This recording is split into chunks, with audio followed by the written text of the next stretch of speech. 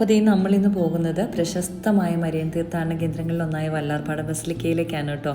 പണ്ട് വൈപ്പിനിൽ താമസിച്ചിരുന്നപ്പോൾ ഞങ്ങൾ മിക്ക ഞായറാഴ്ചകളിലും ഇവിടെ പോകാറുണ്ടായിരുന്നു. 1524 പോർച്ചുഗീസുകാർ ദേവാലയം നിർമ്മിച്ചത്. അതുപോലെ 2004 ഇത് ദേശീയ തീർത്ഥാടന കേന്ദ്രമായിട്ട് അംഗീകരിച്ചത് കേട്ടോ. പിന്നെ 1676 ഒരു വെള്ളപ്പൊക്കത്തിൽ ഈ പള്ളി തകരുകയും മാതാവിൻ്റെ രൂപം ഇപ്പം അൾത്താരയിലിരിക്കുന്ന ലേഡി ഓഫ് റാൻസം എന്ന് പറയുന്ന മാതാവിൻ്റെ രൂപം കായലിലൊഴുകി പോവുകയും പിന്നീട് അന്നത്തെ ദിവാനായിരുന്ന രാമൻ പാലിയത്തച്ഛൻ എന്ന് പറയുന്ന ദിവാൻ കായലിൽ നിന്നും ഈ രൂപം കണ്ടെടുക്കുകയും പള്ളി അധികാരികളെ ഏൽപ്പിക്കുകയും ചെയ്തു എന്നും ആണ് ചരിത്രം.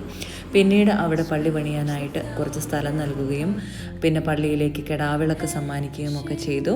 ആ കെടാവിളക്കിൽ ഒഴിക്കാനായിട്ട് ഇപ്പോഴും പാലിയത്ത് കുടുംബത്തിൽ നിന്നുമാണ് എണ്ണ കൊണ്ടുവരുന്നതെന്നാണ് പറയുന്നത്. നമ്മൾ എത്തിയപ്പോൾ തന്നെ 7 മണിയായിട്ടോ. 7:30 വരെയാണ് മുകളിലെ മരിയൻ ടവറിലേക്ക് കയറാനുള്ള പാസ് കൊടുക്കുന്ന സമയം. 11 നില വരെ ലിഫ്റ്റ് പോവുകയുള്ളൂ. ബാക്കിയുള്ള സ്റ്റെപ്പുകൾ നമ്മൾ നടന്നു തന്നെ കയറണം. 62 സ്റ്റെപ്പുകളുണ്ടെന്നാണ് പറഞ്ഞത്. പോകുന്ന വഴിയിൽ മാതാവിൻ്റെ രൂപങ്ങൾ ഓരോരോ രാജ്യത്തെ ഓരോ കാലഘട്ടത്തിലെ രൂപങ്ങൾ ഫ്രെയിം ചെയ്ത് വെച്ചിട്ടുണ്ട് കേട്ടോ. പിന്നെ ഏറ്റവും മുകളിലത്തേക്കുള്ള സ്റ്റെപ്പുകൾ കുറച്ച് കഠിനമാണ്. എങ്കിലും എത്തിപ്പെട്ട് കഴിഞ്ഞാൽ നല്ല മനോഹരമായ കായൽ കാഴ്ചകൾ കാണാൻ പറ്റും. LNG terminal, alpha horizon flat, grand Hyatt, fishing ബോട്ടുകൾ, അതുപോലെ ക്വീൻസ് വാക്ക്വേയുടെ ഓപ്പോസിറ്റുള്ള ബിൽഡിങ്ങുകൾ, കുരിശിങ്കൽ പള്ളി, അങ്ങനെ അവിടെ നിന്നിറങ്ങി 5-ാം നിലയിൽ വന്നാൽ അവിടെ മാതാവിൻ്റെ ഒരു രൂപമുണ്ട് കേട്ടോ. നമുക്കവിടെ നിന്ന് മാതാവിൻ്റെ കൂടെ നിന്ന് ഫോട്ടോ എടുക്കാനൊക്കെ പറ്റും. കൂടെ മീനാക്ഷി അമ്മയും കുഞ്ഞും ഉണ്ട് കേട്ടോ. അത് ഞാൻ വഴിയെ പറഞ്ഞുതരാമേ.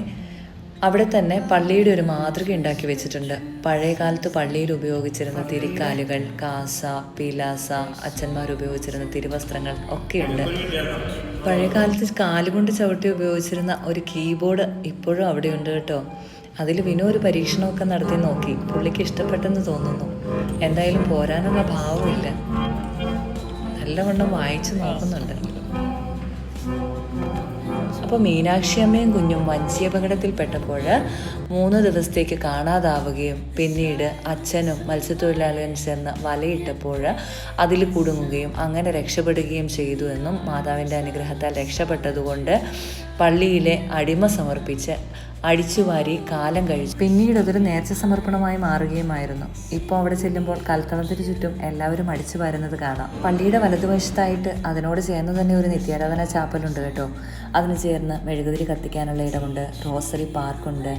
അവിടെ ക്രിസ്തുവിൻ്റെ ജനനം മുതൽ അപ്പോൾ ഞങ്ങൾ പള്ളിയിൽ നിന്ന് ഇറങ്ങി കേട്ടോ. ഇനി വീട്ടിലേക്ക്.